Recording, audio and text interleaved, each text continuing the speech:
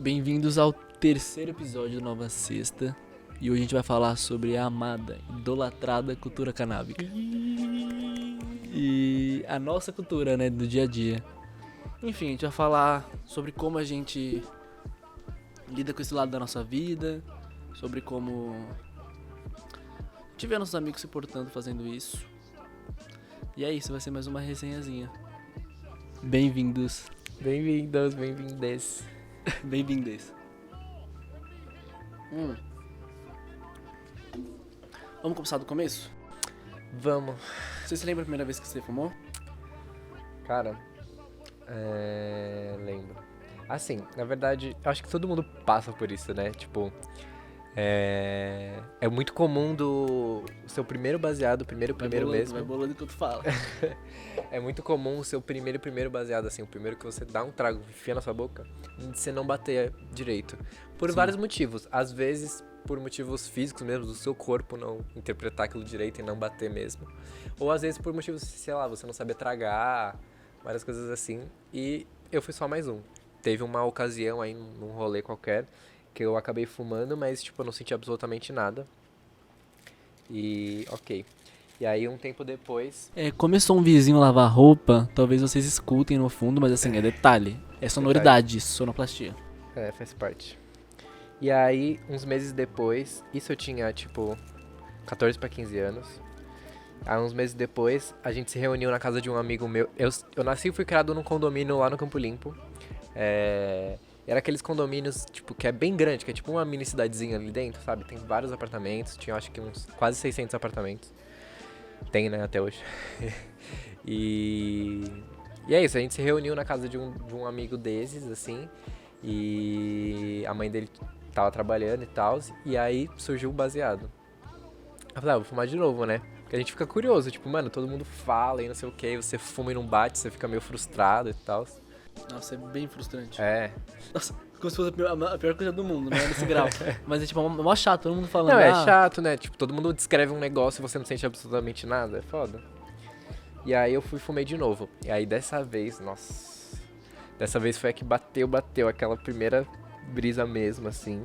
E eu comecei a rachar muito o bico, assim, num nível, assim, até doloroso da palavra. Eu tava, tipo, passando meio mal, minha barriga tava doendo de tanto, tipo, tensionar o músculo, assim, tipo, estou dando risada. E, meu, tava foda, tava rindo muito. E teve uma hora que, tipo, eu e um amigo meu, a gente tava fumando pela primeira vez, a gente foi o que mais tava, tipo, rachando o bico. Teve uma hora que a gente teve que se separar, a gente teve que sair do mesmo ambiente, porque a gente não conseguia mais ficar perto um do outro, porque tava, tipo, sabe, a gente tava começando a realmente passar mal, ficar meio sem ar, sabe? Tava foda, eu dei muita risada, foi foda esse dia. Nossa, essas primeiras brisas de adolescentezinho, assim. Sim, é muito bom. Nossa, é muito bom. E foi essa a primeira vez. Nossa, você acredita que eu tenho um stories desse dia? Sério? Tá lá no meu Snap, eu vou colocar aqui. Tem um stories meu desse dia, que eu tô com um bonezinho e tal, bem cara de criança. Não, mas ele já tinha 18 anos, isso foi semana passada. Mano, a primeira vez que eu fumei foi em casa. Foi na parte de baixo, assim, da minha casa.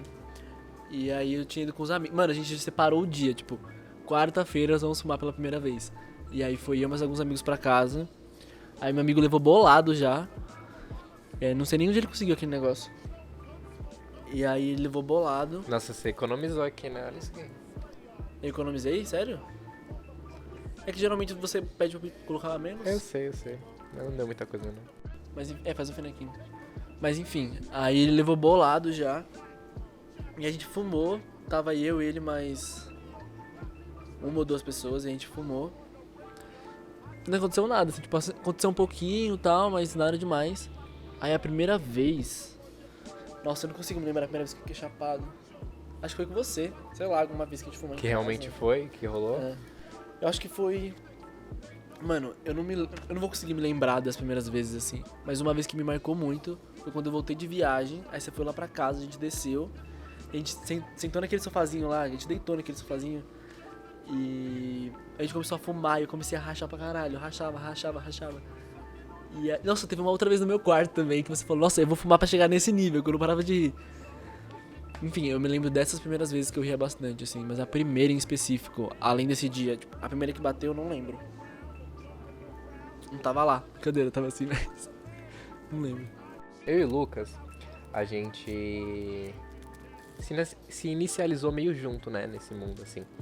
E essas primeiras vezes que ele citou, de tipo, sei lá, a gente já fumou no Natal, quando a família tava em casa, quando ele voltava de viagem. Sabe quando, tipo, você tem um primo e aí você visita ele regularmente, tipo, visitas familiares mesmo, normal. E nessas ocasiões bem familiares, a gente sempre dá um jeito de escapar e fumar um beck. Seja, tipo, quando todo mundo dormia, a gente fumava de madrugada, ou a gente só dava um perdido, assim, saía de casa, sei lá. Enfim, a gente sempre dava um jeito de ir fumar um beck. Isso sempre foi muito marcante, assim, na nossa relação. E foi uma coisa que sempre aproximou a gente, tipo, era o nosso momentinho. A gente saía, era o momento que a gente ficava junto mais organicamente. Que ninguém falava, vai lá ficar com seu primo. É, Era tipo, a gente se juntava pra fumar um beckzinho, a gente falava da vida, o que tava acontecendo. não, e foi o que fez a gente se aproximar muito mais, assim, né, de uns anos pra cá. E... Não, e foi isso, não, e tem cada história, tipo, meu, já teve Natal que tem, meu, família inteira em casa, sabe aqueles natais que, tipo, se você vai no corredor tem um colchão no chão com alguém dormindo? É tipo assim. É, não tinha ninguém no corredor, mas É. assim. Mas tinha muita gente, a sala tava lotada, o quarto do pai do Lucas, todos os quartos, o lugar lá embaixo, enfim, a casa inteira lotada de gente, só família, só o pessoal mais distante, que é mais tradicional, não sei o quê.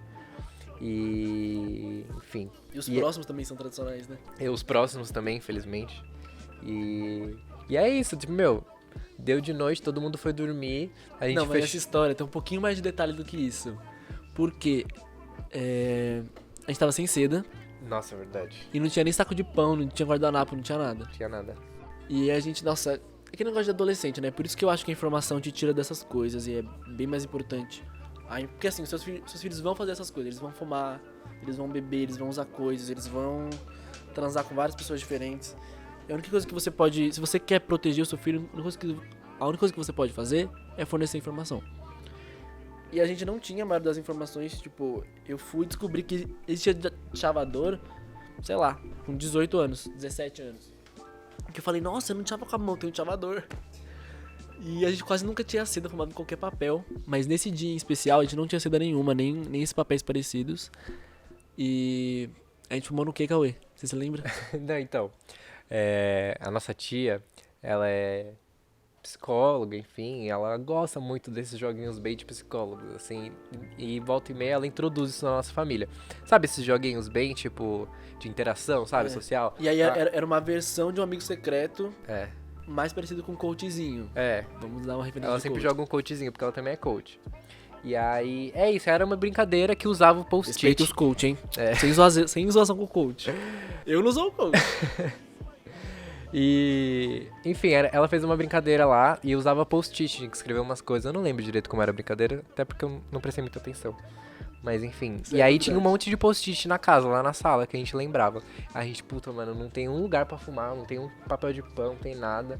E, mano, a gente quase nunca tinha seda. Para a gente ter seda é coisa tipo maconheiro nível master, assim. Tipo, nossa, que coisa de rico ter seda. É, porque a gente tava começando, a gente não sabia nada, assim.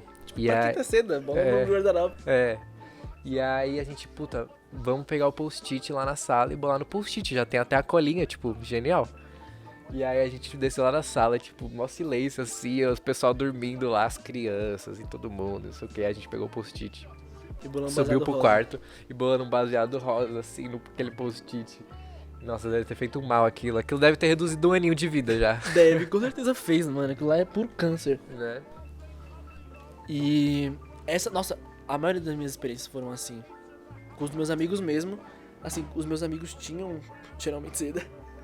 Mas de resto era bem parecido. Até porque era mais ou menos a mesma faixa etária, todo mundo no mesmo lugar. Não, e no geral as minhas primeiras vezes foram assim, bem parecidinhas. Eu chamava bastante e tal. Só que teve uma vez, isso é uma história até importante, assim.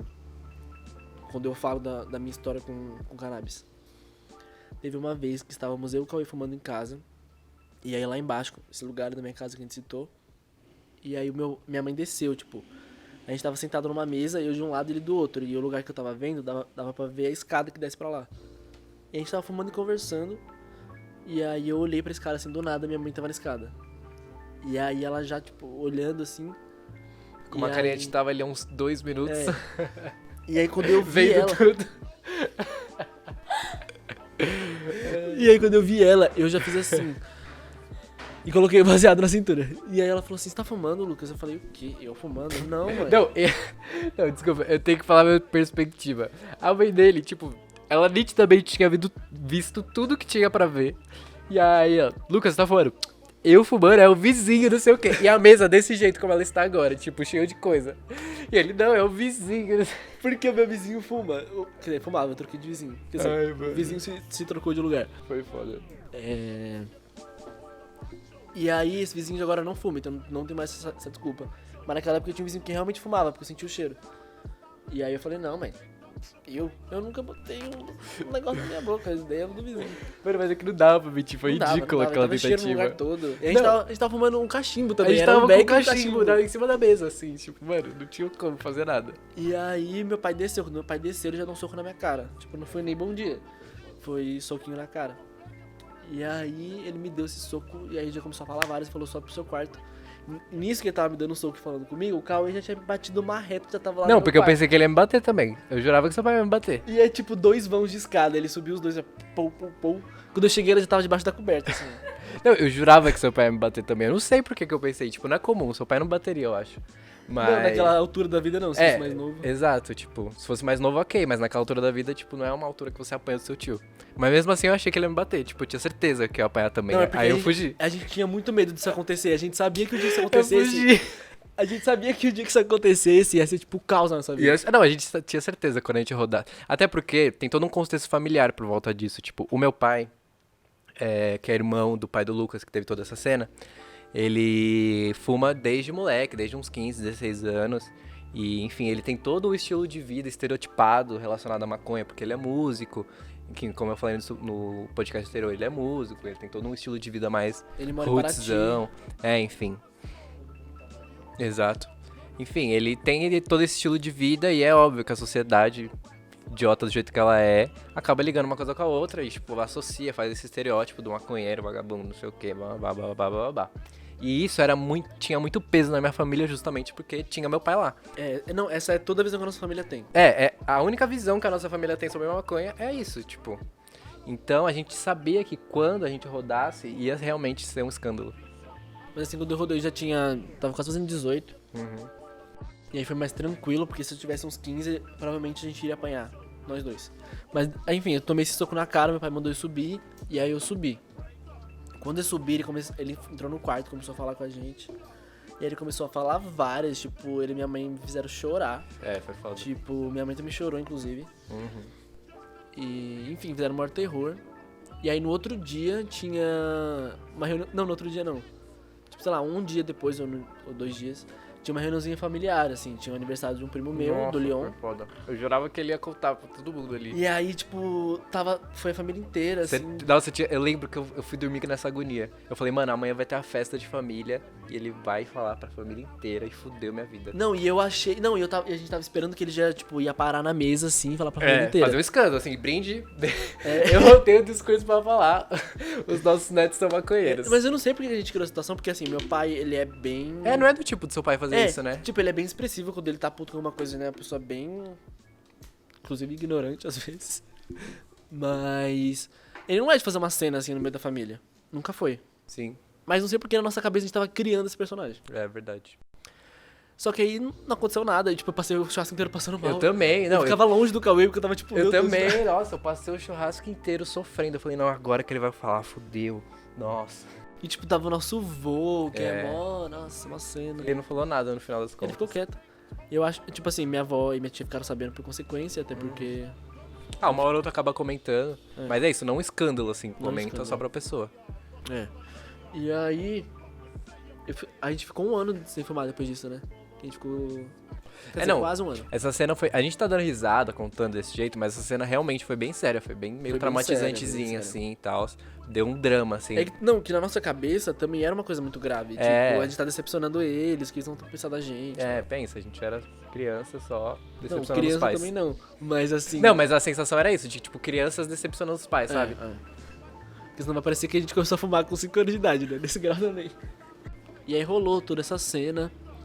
Mas hoje em dia, a minha relação com os meus pais e com isso melhorou bastante. Tipo assim... eu vou traçar um pouquinho da minha relação com os meus pais, assim. Minha relação com a minha mãe é muito boa, mas com meu pai é muito estável, tem altos e baixos, depende da semana. Tem semana que a gente se ama, tem semana que a gente se odeia, depende se o dia dele tem trânsito ou não. Mas no geral é resolvível. Tem que puxar bem devagarzinho isso. Tá.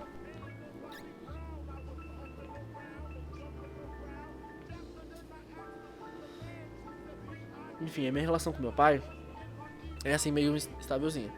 Só que começou a pandemia, a quarentena, e antes eu não fumava todos os dias, eu fumava... Até porque eu não sabia bolar antes da quarentena. Então, assim, eu bolava, mas só quando precisava muito, assim.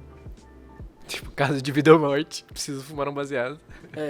Eu também não costumava ter maconha em casa sempre, essas coisas.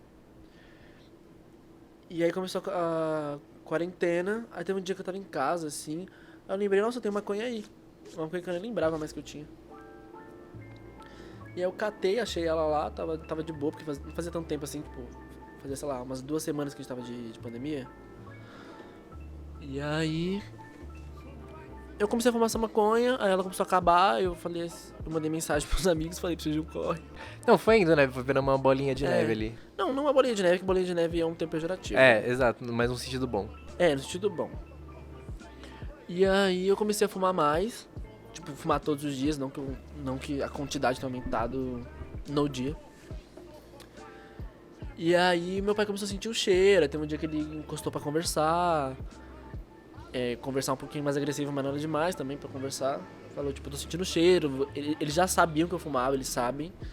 E eles já tinham aceitado eu fumar, mas, tipo assim, não fumo em casa, essas coisas. Sim, gente, só pra vocês entenderem a linha do tempo. Isso que a gente tava contando das vezes que a gente fumou e depois que rodou, foi há, tipo, anos atrás. Foi há 3 anos atrás. Há 3 anos atrás. Depois disso a gente teve vários eventos. Depois disso... A gente foi pra Amsterdã, o que deixou claro que a gente tava indo pra fumar maconha. Não, tipo, antes de a gente aconteceu várias coisas. A gente ficou 1 ano sem fumar. Aí eu voltei a fumar e comecei a conversar sobre isso. Aí eu comecei a introduzir que eu estava fumando novamente. Sim. O que eu quero dizer é que, tipo, antes dessa conversa que tá explicando agora, teve Teve várias conversas. Várias outras coisas. Não, muito bem lembrado isso, porque não foi do dia pra noite, não. Exato. Foi muita conversa. E aí... ele encostou pra conversar, falou que não queria que eu fumasse em casa. Tipo, se quer fumar, beleza, mas não fuma em casa pelo menos. Aí eu falei assim, pai, se eu não fumar em casa, eu vou fumar onde? Porque a gente tava de quarentena e também é um lugar mais seguro, porque a gente vive num país proibicionista. Então a gente tem que lembrar disso. E aí... Beleza, eu falei, tá, mesmo assim eu não quero, babá. Falei, tá bom. Aí quando ele saiu do quarto, eu fui pra varanda, fumei na varanda. Aí ele sentiu o cheiro. E nessa que ele saiu, que eu continuei fumando, eu falei assim, mano, eu preciso... a forma que eu tô conversando não tá sendo boa. Talvez não esteja sendo didático o suficiente. Talvez eu não esteja apresentando coisas realmente relevantes para mudar a ideia dele. Vou mudar o jeito que eu tô conversando. E aí eu humanizei bastante meus pais, coloquei eles na mesma linha que eu, assim, tipo... Porque pais parece que é uma pessoa que já tá construída, que ela tá mais de boa. Mas não, é uma pessoa que tem mesmos conflitos que a gente, é uma pessoa conflitante o tempo inteiro. E aí eu comecei a colocar eles mais assim. E eu comecei a ter uma conversa de igual para igual, e mostrar fatos científicos, e pouco, mas também mostrar pessoas bem-sucedidas que são maconheiras. E aí eu fui aplicando bem pelo lado científico e mostrando como isso não me mudava, tipo, porque as pessoas têm muito essa construção de que, primeiro, marginalizam muito, mas aí é uma outra discussão social e racial que eu nem tenho como dizer sobre. E também o audiovisual brasileiro sempre endemonizou muito, então parece que é um demônio. Audiovisual mundial, mas tô falando do Brasil. E aí eles, além do meu tio, que ajudou a criar essa imagem, e aí eu comecei a conversar mais. Hoje em dia eles estão mais de boa, eles já entendem, eles já querem saber sobre, eles já viram a minha maconha. Minha mãe me viu fumando uma vez, e não me agrediu. Então a nossa relação tá bem mais de boa com isso. E eu espero que fique melhor, porque eu queria realmente que eles entendessem, tipo, e respeitassem mais. Não que eles tenham que virar maconheiros também, aí é um sonho particular meu, mas eles realmente entenderem o peso social que isso também tem, sabe? Porque quando a gente foi pra Amsterdã, a gente conseguiu ver. Eu já tinha ido pra outras cidades que tinha maconha descriminalizada, mas eu nunca tinha visto uma cidade que funcionava tão em harmonia com isso, igual Amsterdã. Eu não sei se é porque eu tava bem fumando em Amsterdã em todos os lugares, Mas, mano, a cidade funciona Você não muito sabe bem. se é porque você tava desfrutando dessa harmonia ou se ela realmente existe. Sim. Pessoas que moram em Amsterdã podem dizer. A cidade no geral, mano, eu sempre falo pras pessoas, Amsterdã é o lugar mais próximo que eu cheguei da liberdade. Em termos de lugares capitalistas e tal. Não tive Em tantos relação à sociedade. em relação a uma capital também, né? E aí, mano, a cidade funciona totalmente em harmonia. Na mesma rua que tem aquelas vitrines com as mulheres se prostituindo. Tem uma família holandesa indo tomar um sorvete. Tem uma família de turistas. Tem o turista chapados, que é nós. Tem uns mano que tá voltando do trabalho. Todo Todos mundo na mesma andando rua. num beco desse tamanho. Num beco desse tamanho que do lado tem mulheres nuas. É. Tipo, nuas não, estão de... Algumas Tipo, talvez nuas. convivendo muito, assim, juntos. E aí todo mundo lá, muito de boa, ninguém se olha, ninguém fica, tipo, julgando. Olha aquela mulher que absurda e tal. E aí... eu comecei a entender, nossa, realmente... Porque assim, a gente fica falando de uma teoria, né? Ah, não, o Brasil vai ser de tal jeito, tem que legalizar. Não, eu acho que vai melhorar tal coisa e tal. Só que foi a primeira vez que eu vi um lugar que realmente tava funcionando. Já tava ali. Tipo, São Francisco também tem uma relação muito boa, Los Angeles. Mas como Amsterdã é uma cidade pequenininha, eu acho que isso fica mais nítido, e você anda muito e tal. E aí eu vou ter com essas ideias e falando pra eles, então tá mais de boa. Eles não são legalizonos, mas tá tranquilo, assim. Dentro do possível, né? É que às vezes eles vêm com os papos de liberdade condicional. Tipo, eu te dou a liberdade, mas tem essas condições. Eu não quero que você faça isso, se você não for em tal lugar, eu não posso ver, eu não posso saber, blá, blá. Aí eu sempre fico falando, pai, eu não vou aceitar liberdade condicional. Ou eu tenho liberdade ou eu não tenho liberdade. Porque, claro que tem as condições da casa dele, porque eu moro na casa dele. Mas eu digo na minha vida, assim, ele fala, não posta nada disso, bababá. Eu fico, mano, por que eu teria vergonha disso? Enfim. Pensamentos diferentes, mas assim, a gente tem que parar de também confundir, pensamento é diferente, opinião com preconceito. Porque, assim, preconceito não é opinião. É de outro tempo, meu pai tem 48 anos. Tá muito tempo de mudar as ideias. Eu não fico passando pano pra esses sentidos, não. O que eu acho é que tudo tem que ter muita conversa. Seja pra assumir ser LGBT ou sobre a parte canábica. Eu acho que das duas coisas precisam de muita conversa e tempos para as pessoas entenderem, porque as pessoas têm tempos diferentes. Mas assim, fechar para não entender, graças a Deus meus pais e eu já passamos dessa fase. Tipo, tô fechado, não vou aprender sobre isso, não vou ouvir sobre isso. Você vai ser automaticamente um bandido porque você faz isso. E aí começamos esse diálogo. É isso. É bem recente, eu tô acompanhando, né, de perto, enfim, nessa sua saída do armário, praticamente.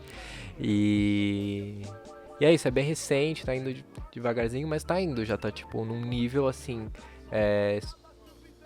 extremamente distante do que aquela história que a gente contou, toda aquela cena da mãe dele vindo e tal. Tá um nível, assim, bem de boa. Eu só... tipo, já dá pra viver do nível que tá. Mas eu quero que eles entendam mesmo os pesos sociais que isso tem, sabe? O porquê que é tão criminalizado, por que as pessoas veem assim. Realmente mudar a ideia, porque se for mudar só pra mim, tipo, eu posso fumar em casa. Tipo, não é isso que eu quero, eu poder legalizar em casa. Eu quero que eles realmente mudem o pensamento deles e vejam as coisas de outra maneira. Porque assim, quando você abre um pensamento, é mais fácil pra você abrir outros. Então assim, meus pais precisam abrir outros pensamentos. Que eles já, tipo assim, junto com essa conversa, como a gente começou a conversar mais sobre isso, vieram outras conversas que começaram a se abrir. Então assim, quem quer legalizar com os pais, se eu fosse dar uma dica, conversa. Conversa. Vai ler, vai assistir documentário, vai trocar uma ideia com seus pais. Claro que tem pais e pais, mas assim, se seus pais não forem te botar pra fora porque você tá citando o assunto, entra nele e conversa, porque é a única maneira de começar. Se empodere, se informe, esteja seguro do assunto e vá pra luta. Total. Bom, comigo... Bom, como eu disse, eu comecei a fumar nesse esquema, bem com amigos do condomínio, do bairro, da escola, por ali assim. E depois desse dia, esse dia eu me apaixonei pela maconha, né? Porque tanto que eu dei risada. Tudo bem que foi um pouco desconfortável, como eu disse, tipo, eu tava rindo num nível não saudável da coisa. Mas mesmo assim eu me encantei, que tipo, caralho, que negócio é esse? Finalmente eu vi o que essas pessoas estão falando, né? E aí eu comecei a... Na verdade, tipo, quando eu comecei a fumar, eu comecei a fazer várias outras coisas. Meio que eu comecei a viver a vida de adolescente. Foi na mesma assim. fase. Foi tudo acontecendo junto. Foi quando eu comecei a beber, quando eu comecei a sair, na mesma época que eu perdi a virgindade, várias coisas, assim, quando você começa a viver um outro mundo que não é mais a infância. E é isso, então era tudo muito novo, e aí eu fui entrando nessa vida, assim, e fui indo cada vez mais, e aí chega uma hora que realmente fica insustentável em casa, né? Tipo, é muito difícil, ainda mais você sendo um menor de idade, que depende dos pais, normal, tudo certinho, você esconder uma coisa, assim, é muito difícil. Você vive uma vida com eles, né? Então é óbvio que uma hora ou outra eu ia rodar, e eu zero tinha ciência disso, eu jurava que eu conseguiria manter. E é muito engraçado, né? A gente sempre acha que dá, mas nunca dá, todo mundo acaba rodando, é impossível, gente. Enfim. E aí eu era só mais um achando que ia dar, não deu, obviamente. E a primeira vez que eu rodei com a minha mãe, eu acho que ela pegou conversas no WhatsApp, alguma coisa assim. E aí foi uma escândalo, ela chorou, falou um monte, porque novamente ela também, como ela teve todo esse relacionamento com meu pai, e a maconha sempre esteve presente, né, na vida dele, eu sinto isso, né, eu não sei se realmente é assim dentro da cabeça dela, mas eu sinto que, tipo, depois da separação, ela meio que ligou a maconha a ele, e esse meio que ódio gratuito, assim, que ela teria por ele, acaba indo junto, sabe? Então ela tem esse repúdio com a maconha também. E enfim, aí a minha mãe acaba ligando essas duas coisas e, enfim, jogando um ódio só em cima dos dois, sabe? Então ela fez esse drama, enfim, falou um monte. E aí eu, como filho bonzinho, prometi que ia parar de fumar, não parei. Já adianto que não parei. Falei que ia parar de fumar, foi uma cena, beleza. Só que tipo, uma semana depois eu já tava no rolê, fumando meus baseados, enfim. Aí foi na mesma época que eu comecei a ir muito pra baile funk. Eu morava ali no Campo Limpo, né? É bem perto ali do Morumbi, Taboão da Serra, que é aonde fica 17, né? Paraisópolis, tá ali do lado. Então era um rolê muito presente no meu ciclo social. Vários dos meus amigos do condomínio iam, meus amigos da escola iam, meus amigos que eu conhecia do bairro iam. Tipo, todos os meus ciclos sociais tinha alguém que ia, sempre tinha um grupinho que ia. Então, tipo, era muito fácil eu ir lá, encontrar alguém, arrumar um grupo pra ir, enfim. Era um rolê bem disponível, assim, era sempre o que tinha pra fazer. De principal, né? E então eu comecei a ir muito pros bailes, aí eu comecei a dormir fora, né? Passar a noite inteira em pé na porra do baile, mas enfim. Dormir fora, entre aspas, porque minha família achava que eu dormia fora só. E aí é isso, começou essa tensão familiar, minha mãe descobriu, prometi que ia parar de fumar, não parei, aí eu comecei a rodar de novo, aí rodei com a minha avó, aí começou esse drama em casa, esse drama. E aí chegou uma hora que eu surtei, que eu não aguentava mais ele enchendo meu saco e eu fugi de casa. Bem draminha adolescente. Bem draminha adolescente, nossa. Demais. Aí eu fugi de casa, fui pra casa de um namorado meu na época. Não, mas hoje em dia você reconhece o quanto era adolescente e juvenil, né? Não, hoje em dia eu reconheço 100% que foi um puta drama desnecessário que eu fiz. Mas enfim. Eu fui pra casa de um namorado meu na época. E é isso, eu passei uma semana fora de casa, minha mãe mandando várias mensagens, falando, filho, volta pra casa, não sei o que, eu não, você não para de encher meu saco, eu não aguento mais, e blá blá blá, e falando várias, a gente discutia. Bem revoltante. Bem revoltado, aí a família inteira entrou em desespero, ligaram pro Lucas veio falar comigo, foi uma cena. E, enfim. Aí depois... Mas ele não fugiu de casa porque ele queria fumar maconha. Ele fugiu exato. de casa por um conjunto de coisas. Foi um conjunto de contextos. Primeiro que eu tava numa puta crise existencial que eu ainda não era assumido pra minha família. A minha família tem zero problema com isso. Eles nunca, a família da minha mãe, nunca apresentaram nenhum problema com isso e, enfim. Mas era um receio que eu tinha meu, né? Eu não tinha como saber como eles iam reagir, então na época eu tinha esse medo também. Aí juntou com esse negócio da maconha, eu já ter rodado, com eu estar saindo mais, eles estarem putos com isso. Enfim, juntou várias coisas, eu acabei fugindo de casa. Não foi só por causa da maconha, mas tá ali no meio. E é isso, aí eu fui pra casa desse namorado, aí foi um drama, enfim, passamos por várias coisas. No final dessa história eu acabei saindo da minha casa, eu arrumei um emprego do outro lado da cidade, lá em Alphaville, acabei me mudando pra lá. E aí eu saí da minha casa, meio que nesse climão, assim. Foi meio foda, mas isso são águas passadas, assim. Depois que tudo isso passou, Depois que eu comecei a trabalhar, principalmente, a visão que a minha família tinha sobre mim mudou completamente, assim. Muito, eles te admiram muito agora. Não, eles me admiram demais e, enfim, eu sou o orgulho da família por ter trabalhado desde cedo. Minha família é uma família muito guerreira, assim, tipo, todo mundo é bem trabalhador, todo mundo tem uma história bem de luta, assim, e então eles admiram muito isso, assim, né. Eu zero enxergo minha história assim, mas eles enxergam, eles acham bonitinho, então tá tudo bem, né, se fazem eles felizes, que bom, né. E... Mas enfim, foi isso, foi um drama, demorou, mas eu acho que o fato de eu ter, tipo, meio que começado a conquistar minha independência logo depois, começado a trilhar mais esse caminho logo depois, deu uma equilibrada. Tipo, eu nem sei do que seria da nossa relação se isso não tivesse acontecido, sabe? Se eu não tivesse saído de casa, se eu não tivesse ido viver minha vida, se eu tivesse ficado lá, eu não sei do que seria a nossa relação, porque tava bem desgastada naquele Sim. momento e... Mano, tem coisa que a gente precisa passar, né? Tipo, você ter saído de casa como você saiu e tal. Mal sabia você que isso ia resultar numa relação boa que vocês têm hoje. Exato, total. E junto com as histórias das primeiras vezes, vem a primeira regra da roda de baseado, que é: não baba no baseado. Não baba no Beck. Ih, que esse Beck tá todo molhado aqui. Não existe. casa com o Beck como o Lucas Alexandre está fazendo nesse exato momento. A famosa lei do duende. Nossa, mas a lei do não babar no Beck é a primeira lei que a gente aprende. Não, é a Porque primeira. todo maconheiro iniciante baba no Beck. Sim. Não, toda vez que você vai fumar com alguém, assim, é a sua primeira vez, é a primeira coisa que a pessoa fala: olha, não baba no Beck. É a primeira instrução, assim. Mas é que é foda também, né? Acontece, mas é a primeira regra que a gente aprende. E aí vai vindo lei do duende, jogar ponta pra já. Jogar a ponta pra já, nossa, deixa pra já. Meu, eu comecei a fumar mesmo, né? E mais, assim, lá no Campo Limpo e... era muito engraçado, porque eu tinha, tipo, parecia que eu tinha uma rotina, porque era batata. Eu acordava, eu e minha amiga Jennifer, uma amiga nossa, Rafa, inclusive a Jennifer vai vir aqui qualquer dia. A gente, tipo, ia pra escola, nós três juntos.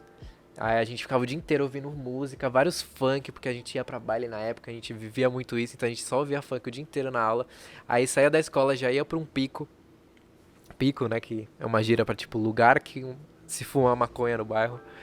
E a gente ia pra um pico. Não, a maioria das pessoas que estão ouvindo esse podcast, como não- são meus amigos, nossos amigos, Vão saber o que é pico. eles sabem que é. E a gente ia pra um pico lá perto da escola, já fumava um baseado, aí chegava em casa, ficava dormindo o dia inteiro, batia uma laras, acordava, ia fumar de novo, e ficava vivendo essa rotina, assim, esse ciclo todos os dias, fumava antes da escola. Na minha escola, a minha escola era assim, imagina uma rua sem saída, e aí imagina os últimos terrenos dessa rua. Ela comprou, tipo, no total umas 8 ou 9 casas, as últimas 8 ou 9 casas da rua, e fechou a rua, colocou um portão.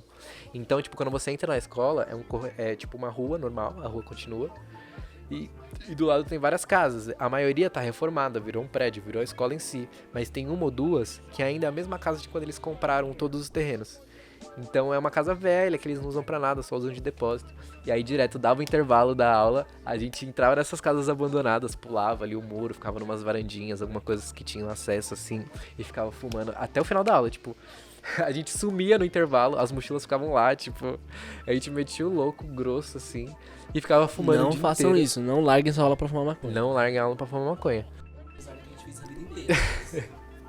E aí a gente, tipo, fumava maconha o resto da aula inteira e ficava bebendo e metendo louco lá. E, meu, eu meti muito louco na minha escola, mas foi um lugar que eu nunca rodei. Graças a Deus, porque, tipo, se pegassem Nossa, qualquer coisinha, ia ser eu era a pior expulso. rodada. Não, eu era expulso, assim, tipo, Então, simplesmente. essa é a pior rodada que tá no seu currículo pra sempre. Não, fora todo o contexto, porque na época a minha tia pagava a minha escola. Porque minha família não tinha condições de pagar uma escola particular pra mim e tal. E aí uma tia minha, que tinha mais condições, ela pagava. Então era maior peso, assim, né? Um contexto, assim, um peso familiar, de, tipo, tira nota, não sei o que, sua tia tá te dando essa oportunidade, blá blá blá. Então, nossa, se eu rodasse, fudeu. Fudeu grosso, mas nunca aconteceu de eu rodar na escola, graças a Deus. Graças a já. Mas, aí foi isso, aí eu fui crescendo, aí mais pessoas da família ficaram sabendo. Eu rodei com essa minha tia, assim, essa tia minha depois. Enfim, Mas aí aos poucos, eu acho que o principal é a sua família que você convive realmente, né? Tipo, minha mãe, minha avó, quando descobriram foi esse drama a mais. Mas depois você só vai levando. Não, e uma regra bem importante na roda do baseado é o sentido que o beck tá girando. Gente, pelo amor de Deus, respeitem o sentido que ela tá girando. Meu, eu vi num vídeo do 1-2, que a Fernanda gravou. Sabe a Fê? Sei. Adoro ela. Óbvio que eu conheço a Fê. Adoro ela. Também E adoro. aí, sobre regras dos maconheiros, né? E ela tava falando sobre isso do beck girar no sentido certo. Ela falou e é super verdade. Sempre tem um fiscal. Tipo, sempre tem uma pessoa que sabe o sentido certo que tá rodando. E ele sabe se acabou pulando alguém, se rolou alguma coisa. Então, na dúvida, confia no fiscal. Confia no Sempre tem o fiscal. fiscal da roda. Nossa, confia no fiscal. É o maior saco quando alguém começa a duvidar. Fica, não, mas eu não quero só o quê? Reclamações de um maconheiro. E quanto mais você fuma com aquela pessoa e mais você vê ela de fiscal, mais você vai pegando confiança no trabalho dela. Trabalho com o fiscal da roda. Quem é o fiscal geralmente nas nossas rodas? A senhorita é um pouquinho. Você é bem chatinho nesse quesito. Eu viajo, eu nem percebo. Tipo, às vezes eu nem fumo e fico viajando. Nossa, às vezes, tipo assim, dependendo do meu nível de chapado, é isso que eu fico fazendo. Eu fico assim, só brisando em quem tá fumando. Aí eu fico olhando, eu fico, nossa, mas esse mano demora, né? Aí eu olho outro e falo, nossa, esse daí tá fumando só por embala, nem quer tá fumando. A Jennifer Aí é eu uma olho fiscal pra corrupta. A Jennifer, ela puxa assim pra ela. Ela sempre puxa pra ela. Tipo, ela assume o papel de fiscal só pra jogar um palpite que é pra ir pra ela e some, assim, da profissão. E ela olha assim, esse baseado não era pra ter chegado em mim, não? Esse baseado não é pra sair em mim, não? De que acabou de sair da mão dela. Não, eu acho que eu sou mais o fiscalzinho da nossa roda. Mais fixo, assim, né? Sim, total. Aquele dia que seu pai tava aqui, ele começou meio fiscal, só que aí depois ele mesmo tava segurando vários back, né? Não, o meu pai... O meu pai é o tipo de casa do Quebec. A gente fez um churrasco aqui esses dias. E aí, beleza, bolamos 2 backs, porque... Para pouquíssimas pessoas. Para pouquíssimas pessoas e só os maconheiros da família. Tipo, maconheiros era da só família. pessoas da família, que a gente já convivia tudo. E Só lá do maconheiro. só os maconheiros da família, porque na minha família tem muito maconheiro, gente. Eu acho isso impressionante, inclusive me orgulho muito. Aí juntou eu, o Cauê, É, a tia dele e meu tio, que no caso é o pai deles. é. E a Jennifer, que também é da E família. a Jennifer é da família, porque ela E o sempre... namorado do Cauê. Ela sempre tá nos eventos da família, sempre tá com a gente. É uma amiga, assim, incrível. E meu namorado também, tudo Que família. de fato, deixa eu falar. Todo mundo maconheirinho, do jeito que o mundo gosta. E aí, beleza, aí bolamos 2 Inclusive, bags. foi um dia Foi muito maravilhoso. gostoso. Muito gostoso. Aí bolamos 2 bags, porque justamente todo mundo fumava. E aí, beleza, aí meu pai bolou os 2. E aí ele acendeu um, passou, acendeu o outro. E aí deu tempo desse segundo que ele passou, deu tempo do baseado rodar a roda inteira e chegar nele de novo. E ele ainda estava com o primeiro back na mão. E aí ele chegou e foi, tipo, fez o som, só passou e ficou com o outro, assim, tipo... Enfim, meu pai é do tipo que casa com o back, toma cuidado. Se encontrar o Fabiano por aí, corre. Que ele vai casar com o teu back. Da hora. Mas isso é legal, né? Dos familiares que eu tenho maconheiro. Mano, você tem rituais de quando você vai fumar, quando você tá fumando, que você faz sempre? Não tenho. Não são coisas específicas, pontuais que eu consigo falar, tipo, é isso. Mas eu tenho, tipo, um estilo de fazer meu ritual de maconha, assim, né? Tipo, de fumar um beck. Eu sempre demoro muito, tipo, é sempre 1 hora pra bolar um baseado. Tipo, não é que eu fico 1 hora bolando um baseado, mas, por exemplo, eu tô trampando, tô trabalhando de boa. E aí eu falo, vou bolar um baseado. Aí eu vou de chavo. Aí fica, tipo, uns 10 minutos em cima da minha mesa de chavado, mas fica ali. E eu continuo trabalhando. Aí, depois de mais uns 10 minutos, eu vou e faço a piteira. Aí passa mais uns 20 minutos, aí já deu meia hora, só tem a maconha chavada e a piteira. Eu fico mais tempo trabalhando.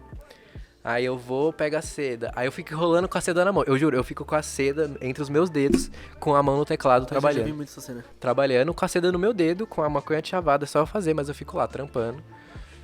E aí depois eu vou, coloco a maconha. Aí quando eu coloco a maconha na seda, com a piteira, tudo bonitinho, aí eu vou e bolo baseado. Eu não fico com aquilo na mão, até porque cai toda hora e eu já desisti de ficar com isso na mão.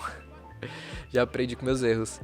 Mas é isso, tipo, não é uma coisa específica, mas o meu estilo é, tipo, bem lento. Quando eu tô sozinho... Meu, quando eu tô acompanhado, eu tento fazer mais rápido, e mesmo assim o Lucas fala que eu faço lento. Ele Quando, faz muito lento. quando eu tô sozinho, tipo, juro, é 1 hora pra bolar um baseado. Tipo, do momento que eu falo, vou fumar um baseado, até o momento que tá aceso, é 1 hora, assim, tipo. Não, eu também demoro. Tipo assim, quando eu vou bolar com alguém, a pessoa sempre fala, nossa, como é que demora?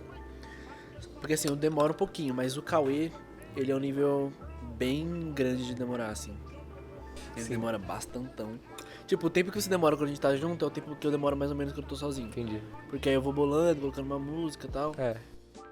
Quando a gente tá sozinho é mais fácil, porque a gente relaxa, não tem a pressão bem de mais ninguém fácil. ali. Mas E mesmo agora- acompanhado eu acabo demorando, porque é muito meu jeitinho.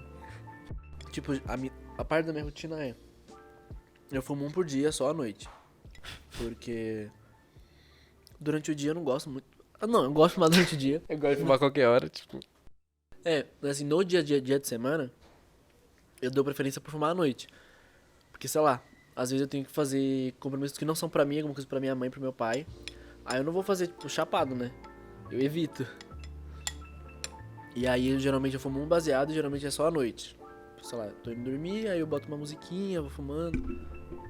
Boto uma musiquinha, vou fumando, aí depois que eu enjoei da música, já tô chapado, eu boto uma série. Tô assistindo How I Met Your Mother agora. Tô apaixonado por How I Met Your Mother. Nossa, a Robin e o Barney, eu casava com os dois ao mesmo tempo. Não ao mesmo altar, mas enfim. E aí, essa é a minha rotina. Tipo, eu começo a bolar, já boto uma música. E agora eu tô geralmente bolando 2, porque eu já bolo do dia seguinte, eu fico um diazinho de folga. A não ser que eu tenha uma notinha especial que fomos 2, né? Mas... E é isso, aí eu coloco a minha série, baixo a minha série e vou dormir assim. Depois da minha série, chapado, tranquilo. É. Batendo uma larinhas, como sempre. Nossa, eu sou muito lariquento. Isso faz parte da minha rotina. A larica, né? Uhum. Eu também. Nossa, o dedinho de pedir iFood coça. Coça demais. Nossa E o bolso Senhora. pesa. E o bolso pesa. Eu acho que o iFood deve uma grande parcela aos maconheiros, viu? Eu não vou... Sim. Não, e é caro, tipo... Ele ganha muita gente na comodidade, porque não é barato. Não é um barato. serviço que tem um preço atrativo. Não, e é um serviço que suga dos dois lados. Tipo, suga do cliente, suga Do motoboy. do motoboy, suga do restaurante. De todo mundo. Nossa senhora, o iFood tá ganhando dinheiro só por existir. Queria eu Total. criar uma plataforminha, jogar e só recolher. Só deixar o dinheiro rolar eles ali. estão investindo em outras coisinhas e tal. Tipo, tem centro de distribuição e tal. Mas assim, mano, o funcionário deles nem existe. Eles pegam o restaurante dos outros e botam dinheiro em cima. Exato. Mas enfim, voltando pro assunto central. Assunto central. Bom, eu não sei vocês, mas eu, como eu maconheiro, tenho diversas crises existenciais relacionadas a isso. E uma das mais... Enfim, uma das que tá mais pegando, assim, na minha mente ultimamente é a quantidade que eu fumo. Tipo, direto, às vezes eu penso, nossa, eu tô fumando demais. Tô fumando muita maconha. Porque antes da pandemia, que nem o Lucas falou, antes da pandemia eu também não fumava todos os dias. Eu fumava numa frequência bem ok, tipo, sabe, umas 2 vezes por semana. No final de semana eu fumava pra porra com meus amigos, enfim. Mas é isso, tipo, não passava disso. E aí, quando veio a pandemia, a gente ficou em casa, não sei o quê. Eu comecei a fumar todos os dias. E aí, beleza, eu tô nessa até hoje, tá ok, pra mim tá tudo bem. Tipo, não vejo um problema nisso, tipo, meu Deus. Ai, tô perdido. Não, tô zero assim. Mas volta e meia bate umas crisezinhas de tipo, nossa, será que eu tô fumando demais? Será que eu devia fumar menos? Você fica assim, gente, normal, né? Você pensa na sua saúde, várias coisas. É. Mas isso também tá muito no subconsciente, tá um bagulho bem preso no subconsciente. E outra, a maconha que você tá fumando e como você tá fumando ela. Então estraguei, que tem Porque- uns dois aqui. Vive a cultura do PREM, como a maioria dos países proibicionistas, que é bem prejudicial. E além disso tem a queima, né? Tipo, tem vários outros equipamentos que você pode usar pra diminuir os impactos, redução de danos, né? Tem equipamentos que você pode usar, tem vape, enfim, só que essas coisas não chegam no Brasil, quando chegam são muito caras. Quer dizer, elas chegam no Brasil, mas a informação sobre elas não chega no Brasil. E elas são muito caras e tal. Enfim, mas tem outras formas do uso. Sim, e aí... Não, beleza, ultimamente estou tendo muito dessas crises. E aí teve um dia que eu pensei muito sobre isso, que eu fiquei tipo, nossa, não, preciso parar de fazer isso, não sei o que, blá blá blá. E aí eu abri, e aí eu abri o Instagram, e aí eu abri os stories de uma menina que eu acompanho, inclusive eu já indiquei outro podcast, de uma menina que eu acompanho. Eu abri os stories de uma menina que eu acompanho. E aí ela abriu uma caixa de perguntas. E aí uma das perguntas é tipo, quantos baseados você fuma por dia? Quanto você fuma por dia? Alguma coisa assim. E aí é uma menina que eu acompanho de conteúdo canábico, enfim. Por isso que tava essa pergunta lá. E aí ela respondendo, tipo, com a maior naturalidade do mundo, falando, então, eu só fumo à noite, porque quando eu fumo eu não fico muito produtivo e tal, então eu não gosto de fumar durante o dia pra resolver minhas coisas, então eu só fumo à noite, então eu não fumo muito. E em noites normais, assim, eu fumo uns 3, se eu tô mais inspirado, uns 4 baseados. Final de semana é mais de 10. E ela mandando uma dessa, tipo, naturalzinha, tão natural quanto a luz do dia, assim, tipo, normal, assim. Sim. E aí eu vi aquilo, e eu, tipo, numa puta crise existencial, tipo, me julgando porque eu tô fumando um baseado todo dia. E às vezes nem é um inteiro todo dia, tipo, eu vou fumando aos poucos ao longo do dia, tipo, o mesmo baseado. E às vezes ele nem dura o dia inteiro, assim, tipo, ele fica lá o resto. E ela mandando essa naturalidade toda, tipo, um tapa na minha cara, sabe? Foi muito engraçado esse dia. Enfim, continuando o nosso papo, a gente tem algumas coisinhas que a gente queria indicar sobre cultura canábica. Ou coisas que a gente gosta quando a gente tá chapado. Eu tenho uma música que se chama Legalize. Que, tem que assistir o vídeo dessa música, não é só uma música, tem que assistir o vídeo. Mano, é um vídeo cheio de referências e super bem feito, super bem editado. É uma animação. Muito Enfim, bem feito. Nossa, o vídeo é lindo, é lindo, é lindo. É de uns cara...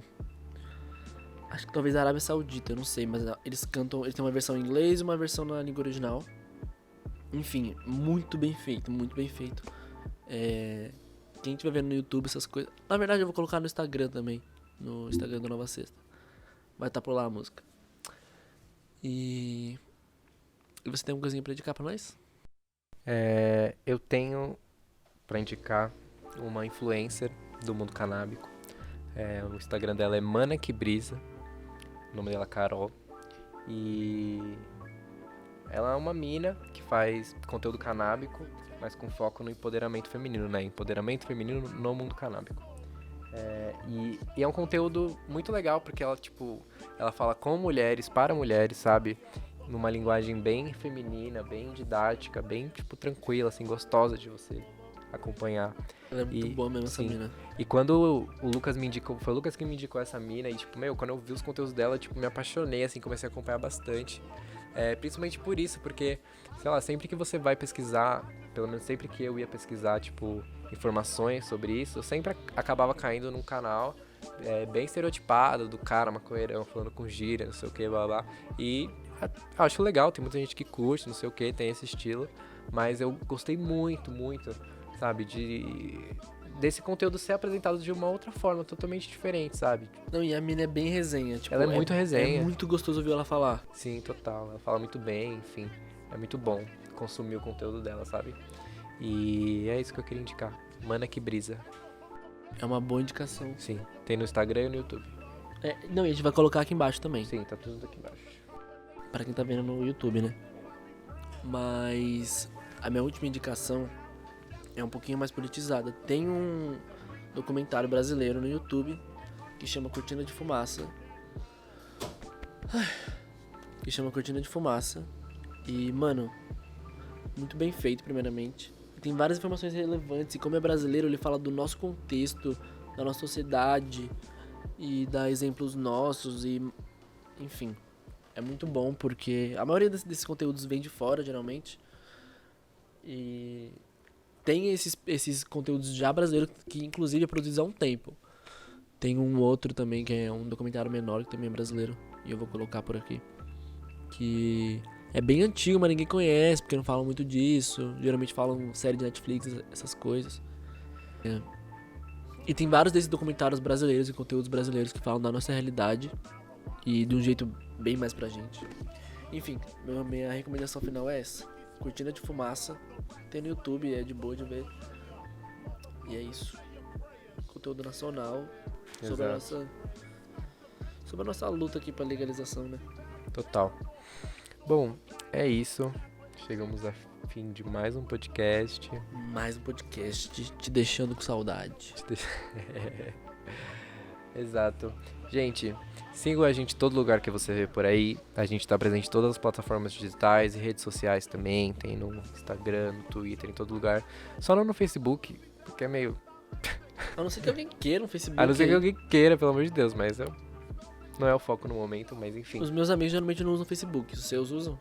Se você tá ouvindo isso, saiba que a gente posta vídeos no YouTube também.